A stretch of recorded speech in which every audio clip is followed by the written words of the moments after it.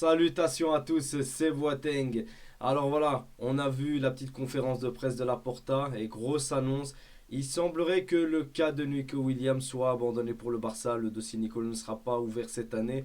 On a vu l'année passée vraiment tout un feuilleton où on se demandait est-ce qu'il va venir, est-ce qu'il va pas venir, est-ce qu'il ne viendra pas, est-ce qu'il va partir ailleurs. En fin de compte, Nico Williams est resté à l'Athletic Bilbao. Il espérait jouer la finale de l'Europa League qui se joue à San Mamés, donc dans son stade à domicile. Mais malheureusement, voilà, ils sont arrêtés en demi-finale, donc il ne pourra pas jouer à domicile. L'année prochaine, par contre, il jouera la Ligue des Champions. Mais on a une conférence de presse, enfin une interview de Laporta sur TV3, une chaîne catalane, où il a affirmé voilà, que la piste de Nico Williams est écartée, qu'il y a d'autres dossiers qui sont étudiés, que l'année passée, ils ont plus opté pour le cas Dani Olmo. Et cette année, ben, ça a porté ses fruits parce que tu serais qu'un triplé national.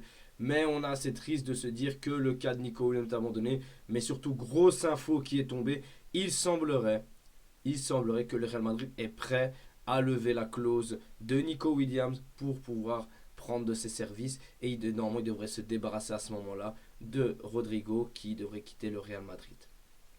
Bon, qu'est-ce qu'il faut en penser de tout cela? Bah déjà, en premier point, pour le cas de Nico Williams, il semblerait qu'on ait plus d'informations qui semblerait que voilà, la clause libératoire est à peu près à 50 millions, mais qui demanderait un salaire assez énorme d'entre 11 et 12 millions.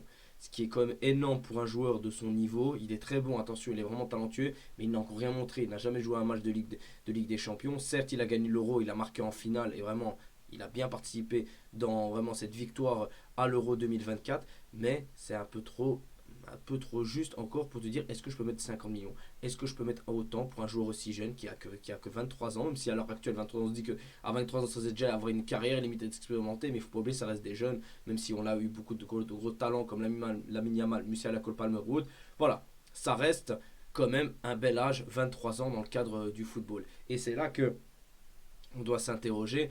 Moi je me demande est-ce que c'est pas une stratégie de la Porta pour envoyer un message à Nico Williams. Est-ce que c'est pas une strat pour dire voilà, nous on ne s'adresse pas à toi de venir courir après nous. C'est possible, c'est possible honnêtement. Dans le football, vous savez bien comment tout va très très vite. Rappelez-vous du cas Koundé qu'on avait eu avec Chelsea, où le Barça a dit on laisse tomber Koundé pour Chelsea. Ce qui se passe, Chelsea fait son offre, le Barça fait la même offre, Koundé accepte, Koundé vient au Barça, et voilà, grâce à Alemani et son idée de génie. Mais là, je ne pense pas qu'on sera dans ce cas-là. Je pense vraiment que le Barça va plus s'orienter sur Luis Diaz. En tout cas, lui aimerait bien venir, il veut bien faire des efforts financiers, surtout au niveau du salaire, mais veut la garantie d'être enregistré. Donc c'est ça qui peut bloquer si on n'a aucune garantie à lui donner à ce niveau-là. Je pense que c'est ça qui avait bloqué avec Nico Williams. Je pense qu'il aurait pu venir, vraiment il aurait pu venir, mais si tu n'as aucune garantie de l'enregistrer, on l'a vu avec Dani Olmo, bah, il n'est pas venu pour ça. Donc est-ce que c'est un jeu de poker, un coup de poker joué par Laporta en maintenant, voilà, en mentant là-dessus, mais ça m'étonnerait parce que maintenant que tu as le Real Madrid qui, eux, n'auront pas honte de donner un beau salaire à Nico Williams et vont lever la clause auprès de Bilbao, ben, je pense que c'est fini. Après, Nico Williams au Real Madrid, qu'est-ce que tu vas en faire? À part le mettre sur le banc, t'as rien à lui promettre honnêtement.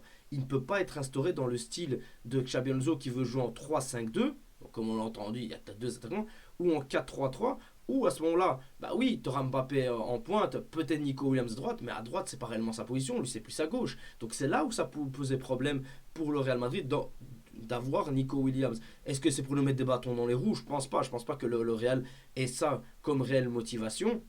Mais c'est très très mauvais. Très mauvais. Et c'est dommage parce que c'était le moment typique, le bon moment pour que Nico Williams vienne au Barça. Ça aurait été le bon moment, franchement. Il a acquis assez d'expérience. Lamine Yamal, lui, est le leader technique. Il aurait pu venir avec beaucoup moins de pression que ce qu'il aurait pu avoir l'année passée après son grand euro. Certes, il ne fait pas une saison stratosphérique cette année. Il a eu quelques blessures. Il n'a pas non plus brillé en Europa League ou en championnat, même s'il a eu des beaux petits matchs. Mais voilà, on peut se dire que il a encore beaucoup de choses à apprendre. Il aurait pu apprendre énormément avec Hansi Flick. Maintenant, voilà, il a fait son choix. Je ne pense pas non plus qu'il partira gratuitement de l'Athletic Bilbao, parce qu'il me semble qu'il lui reste 1 an de contrat avec celui-là, donc il va sûrement prolonger. Soit il reste, il prolonge, et je pense que ça ne le dérange pas du tout de jouer à la Ligue des Champions avec l'Athletic Bilbao. Je pense qu'il en serait même très content. Mais voilà, ça, je pense pas qu'il partira gratuit et fera un sale coup à Tic Bilbao en disant voilà, je pars, voilà, je vous donne rien, je vous rapporte rien, au lieu qu'il pourra rapporter, comme on le voit dans sa clause, au minimum 50 millions. S'il fait une bonne saison en Ligue des Champions et qu'en plus il prolonge, bah, tu peux espérer 120 à 130 millions facile pour un joueur de son talent et un joueur aussi jeune. Bon, à voir. À voir, à voir. Il a refusé déjà beaucoup de clubs en anglais, mais c'est surtout au niveau financier que les clubs, voilà, et pourtant ils ont les moyens, ils disent non, ça ne peut pas coller, ça ne va pas. Il aurait été parfait à ce moment-là de venir au Barça, ça aurait été nickel, franchement, parce que je pense réellement que il aurait pu réellement prendre cette place excusez-moi, d'ailier gauche, et tu aurais pu songer à mettre Rafinha en 10 en turnover avec Dani Olmo, avec Fermin Lopez, tu aurais pu aussi remettre Rafinha à gauche et mettre dans des matchs au repos Nico Williams. Donc voilà, tu aurais pu avoir réellement un très bel effectif et il aurait pu s'intégrer dans cette équipe et pouvoir faire de grandes choses avec ce Barça. Vraiment, il n'aurait pas été de trop. Il aurait eu son temps de jeu avec le Real Madrid. Je sais pas quel projet ils vont lui promettre, honnêtement. À part financier, je sais pas ce qu'ils peuvent lui promettre. Certes, ça reste le Real Madrid, je pense que ça peut le faire rêver, honnêtement. Mais il n'a aucune garantie. Et il le sait très bien. Il le sait très bien qu'il n'a aucune garantie. Et surtout que le Real Madrid fait un mercato XXL pour le moment. On parle de Carreras, ils ont déjà Alexander Arnold, on parle de Saliba.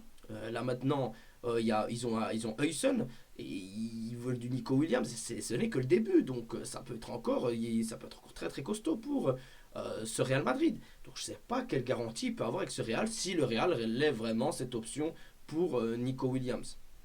Je trouvais que c'était le bon moment pour qu'il puisse venir. Je suis un grand fan du style de Nico Williams. J'aime beaucoup son entente avec Lamine Yamal. Je trouvais qu'on aurait pu vraiment surfer sur cette vague et sur ce dynamisme, qui a été offert à travers cette Euro et à travers cette équipe d'Espagne, parce que l'Espagne sort quand même bien avec les joueurs du Barça malgré tout.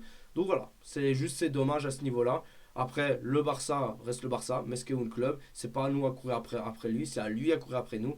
Comme certains ont dit, le train ne passe qu'une fois. Il est passé.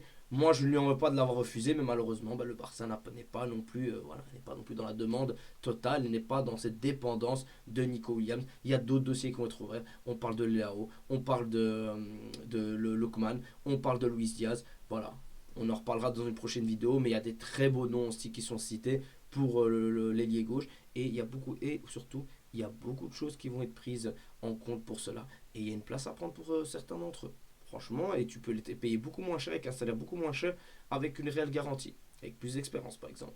Maintenant, voilà, ça reste à voir. Ça reste à voir par la suite. Dans tous les cas, on a aussi deux bonnes nouvelles. Hansi Flick a prolongé jusque 2027 et Rafinha prolonge jusque 2028. Donc voilà, on a aussi des garanties aussi côté Barcelone. Tout va bien pour le moment. On peut se concentrer sur le mercato, avancer. On va avoir encore plein d'informations. Je pense pas qu'on fera un mercato extraordinaire. Il n'y a pas beaucoup de rumeurs qui sont avancées ou autres. Et je pense qu'on va aussi regarder pour le 1+1 ce que ça va donner.